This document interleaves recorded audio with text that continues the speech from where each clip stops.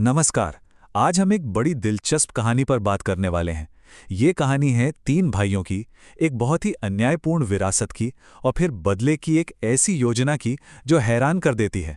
तो चलिए एक ऐसी कहानी में चलते हैं जो इसी अजीब से सवाल से शुरू होती है और जिसकी जड़ें जुड़ी हैं एक परिवार के संपत्ति बंटवारे से।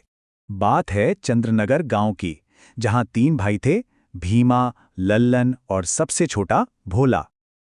अपने पिता के गुजरने के बाद तीनों उनकी संपत्ति का बंटवारा करने के लिए इकट्ठा हुए। अब हुआ ये कि भीमा, जो सबसे बड़ा था, उसने कहा कि बंटवारे की देखरेख वही करेगा और छोटे भाइयों ने भाई परंपरा का सम्मान करते हुए उसकी बात मान ली। तो अब देखते हैं कि ये बंटवारा आखिर हुआ कैसे, और यहीं से शुरू होती है धोखे की असली कहानी। अब ये बंटवारा देखिए कितना अन्याय भरा था। भीमा ने इतनी चालाकी से भोला को हर चीज का वो हिस्सा दिया जो किसी काम का नहीं लगता, जैसे खेतों को अलग करने वाली मेड़, आम के पेड़ की जड़, घर की छत और कुछ पुराने सिक्के जो अब चलते भी नहीं थे। बंटवारा तो हो गया, लेकिन बात यहीं खत्म नहीं हुई। भोला और उसकी पत्नी पद्मा को घर से भी निकाल दिया गया और ऊपर से भीमा ने ताना मारते हुए कहा कि अब पछताने से क्या फायदा। सोचिए, भोला की जो आखिरी उम्मीद थी वो पुराने सिक्के, वो भी गांव के मुखिया ने बेकार बता दिए। मतलब अब उसके पास सच में कुछ नहीं बचा था।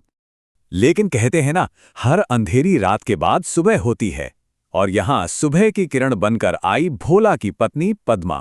पद्मा ने भोला को समझाया, या यूं कहें कि डांटा, कि तुम्हारी इसी बड़े भाई वाली इज्जत ने तुम्हें इस हाल में पहुंचाया है। और इसी गुस्से से, इसी हताशा से एक जबरदस्त आइडिया निकला। और बस यहीं से सारा खेल पलट गया। जहां भोला को सिर्फ बर्बादी दिख रही थी, वहीं पद्मा को एक मौका दिखा। उसने कहा, जो भी दिया है वो हमारा है, हमारी मेड़ हमारी मर्जी, हमारी जड़ हमारी मर्जी। तो अब शुरू होता है बदले का पहला दौर, और इसकी शुरुआत हुई रात के अंधेरे में, उन्हीं खेतों से जो अब उसके भाइयों के थे। पद्मा का प्लान कोई अंधाधुंध तोड़फोड़ नहीं था, बल्कि बहुत ही सोचा समझा कदम था। उन्होंने बंटवारे के ही नियमों को अपना हथियार बनाया।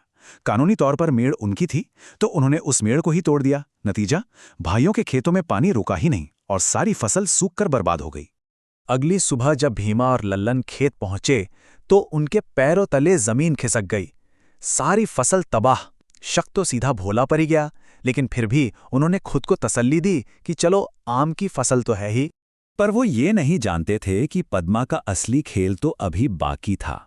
उसका आखिरी वार सीधा भाइयों की बची खुची उम्मीद पर होने वाला था। एक बार फिर उन्होंने बंटवारे की शर्त का ही इस्तेमाल किया। आम के पेड़ की जड़ उनकी थी, तो उन्होंने कुल्हाड़ी उठाई और पेड़ की मुख्य जड़ को ही काट दिया। और फिर क्या था, कच्चे आमों से लदा पूरा का पूरा पेड़ धड़ाम से नीचे आ गिरा। पेड़ गिरने की आवाज सुनकर भीमा और लल्लन भागे भागे आए और उन्होंने भोला और पद्मा को रंगे हाथों पकड़ लिया। कहानी यहाँ खत्म होती है, जहाँ बड़ा भाई उन्हें सजा दिलाने के लिए राजा के पास ले जाने की कसम खाते हैं। लेकिन ये अंत अपने पीछे एक बहुत बड़ा सवाल छोड़ जाता है। सोचने वाली बात यह है कि भोला और पद्मा ने जो किया वो यकीनन विनाशकारी था। पर सवाल ये उठता है कि जब कोई सिस्टम ही आपको बर्बाद करने के लिए बनाया गया हो, तो क्या उसके नियमों को तोड़ना ही न्याय पाने का एकमात्र रास्ता बचता है?